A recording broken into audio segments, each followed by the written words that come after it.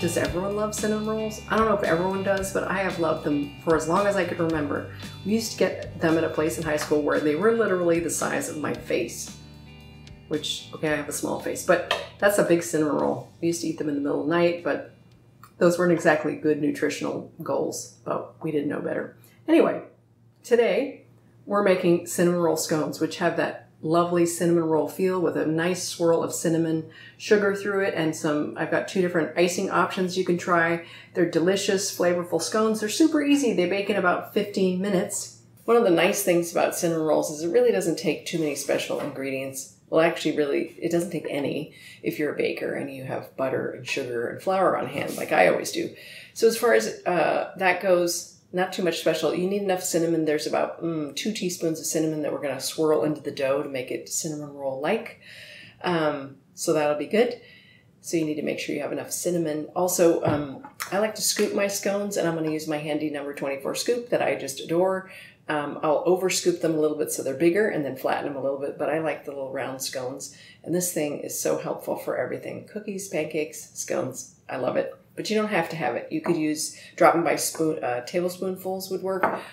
Also, you could use a pastry blender. This is what this is. If you haven't seen one before or used one, you want to get one that's sturdy because you're going to be smushing this through hard butter into the flour and making small pieces, which is what cutting in is. You can also use a fork or your fingertips if your fingers aren't, I was going to say too wet, but too hot because you don't want to melt the butter. So anyway, not much in the way of special equipment.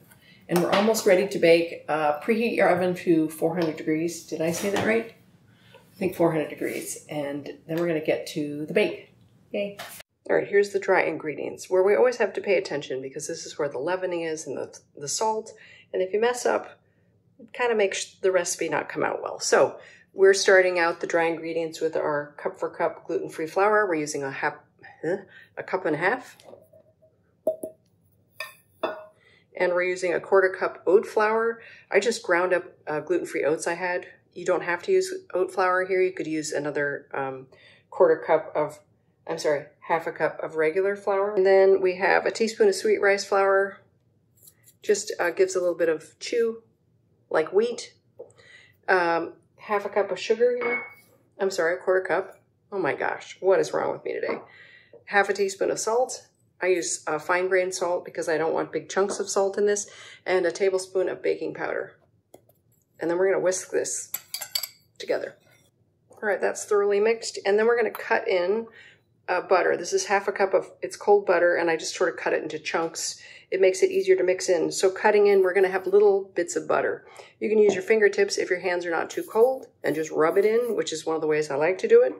You could use a fork. Whoops, you could use a fork. Or a pastry blender, which is made for this. So let's see how I want to do it today. In the butter goes. Oh, good.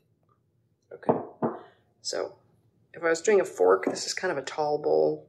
Makes it a little harder, but you just squish the butter bits like this, and you keep doing it, which you don't need any special equipment. It just takes a little longer. Or you could use the pastry blender, which has many little blades that are specific for doing this. You can even do it in the food processor, but it doesn't leave chunks of butter, which you want. You want little chunks of butter, which melt in the dough and leaves it more tender. All right, I'm going to mix the rest of this off camera. What we want is it to kind of look like breadcrumbs with some chunks.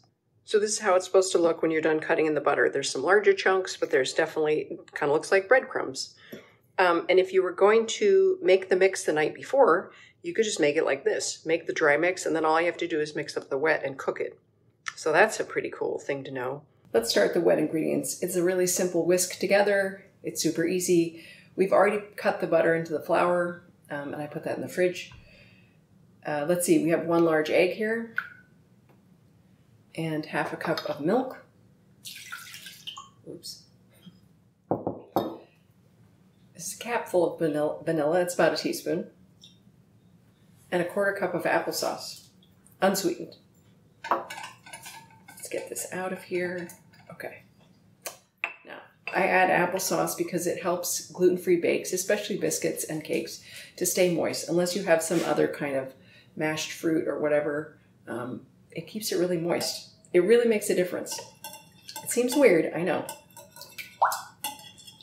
All right, a quick whisk. We're done. On to the wet and dry combining. If you're having fun baking gluten-free with me in the kitchen, be sure you like and subscribe. That helps me know that people are enjoying what I'm doing and helps me get more content out. And always let me know. Let me hear from you. Drop me a note. I'd be excited to see what you're baking and what you're up to. So thanks so much for being with me in the kitchen. I'm so grateful. Let's make the cinnamon sugar swirl mixture that we're going to swirl into the, what am I saying here? Into the dough. So this is 4 tablespoons of sugar and 4 teaspoons of cinnamon. I made a little extra. Normally I do half this, but I thought, we'll try a little extra. And I'm just going to mix it together here. It's going to be pretty cinnamony because otherwise it won't have much flavor. So I put the dry mix with the butter cut in the fridge so it's cold. You can always do it the night before if you want, or just put it in the fridge while you're making other stuff. And we're just going to pour the wet ingredients in it. And you could use a fork or a Dutch whisk to get this going here. So we're all mixed here. And it gets thicker after you mix it. And then we're going to sprinkle. I made a little bit extra, so I'm not going to sprinkle all the cinnamon sugar on top, but we're going to sprinkle it on top. Like that. And we're just going to kind of fold it in a little bit because we want some swirls of cinnamon, sugar. If you do too much, it won't stick together, which is a bummer. So we just want some. And I might have gone overboard. I might have screwed this up. Let's see. Okay.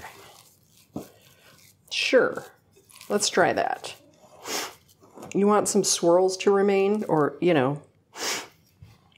and then we're just going to scoop them. This is my number 24. And we'll do big scoops.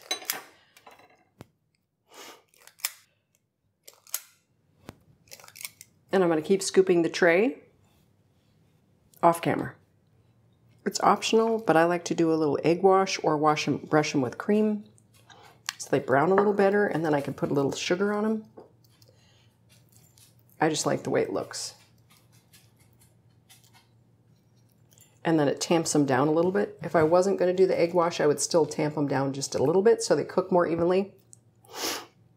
Okay, we'll do that. And a little sprinkle of the sugar. You could use regular sugar. Or let's make the icing. I have softened cream cheese. I have 4 ounces here. If I can get it out of the bowl. There we go.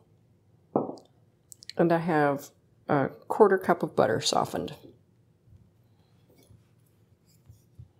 Now, in theory, I should be able to whisk these together if I made them soft enough. I don't know. All right. I feel like this is going to go horribly wrong. Let's see. Now, if you can't make it smooth with a whisk, or if it's not, I would wait till it gets soft because otherwise you're going to have bits of cream cheese in here. But if I can't get it smooth enough, you could always use a hand mixer. Yeah. But it's pretty smooth, actually.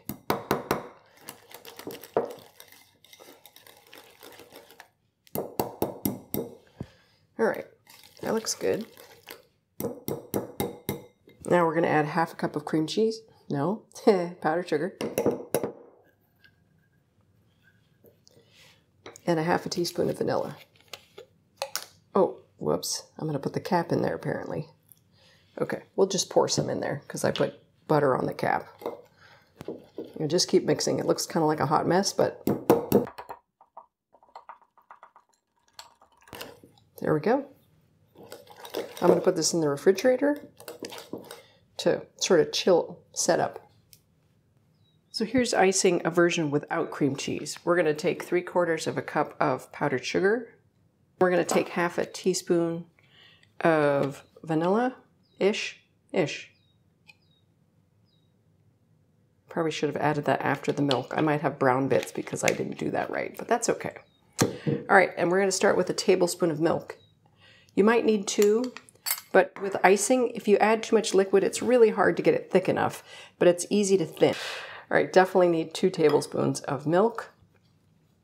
Let's try this again. It's getting better. Okay. There we go. That looks pretty good. All right, so this is hot out of the oven. It took 14 minutes. And I have 2 types of icing, so I don't know. I like butter on my scone. Is that bad? I don't know. But we're going to do that anyway.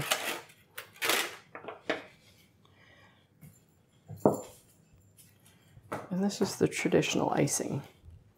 Why don't I take that off? All right. Let's just do a little bit of this is the regular icing as opposed to the one with cream cheese. Put a little butter on there. Is that wrong? I don't know. Maybe a little. I don't know. Looks pretty good there. All right, let's put the other icing on it. See which one I like better. This one's the cream cheese icing. So it's a little more cinnamon roll-like, and it's half cream cheese and butter. So if I could make it look pretty, fat chance of that. This scone is still warm, so it's gonna melt a little bit. Right, I can't make it look pretty. This is a little bit sad. So we're gonna do a little cinnamon on it. There we go. All right, I have 2 cinnamon rolls. I'm not extremely hungry, but this one has powdered sugar and milk icing, and this one has the cream cheese icing. So they're both warm, and they have like a swirl of cinnamon through it.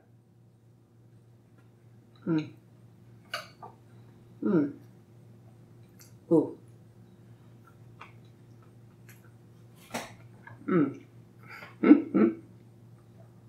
So this tastes really good with the salty butter on top, but it's a very moist scone even without butter.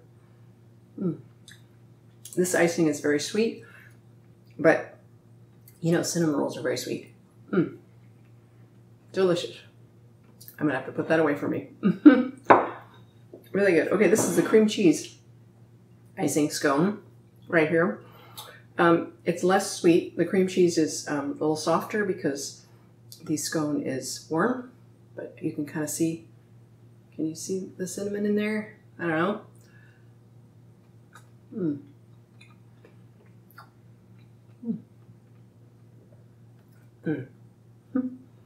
So,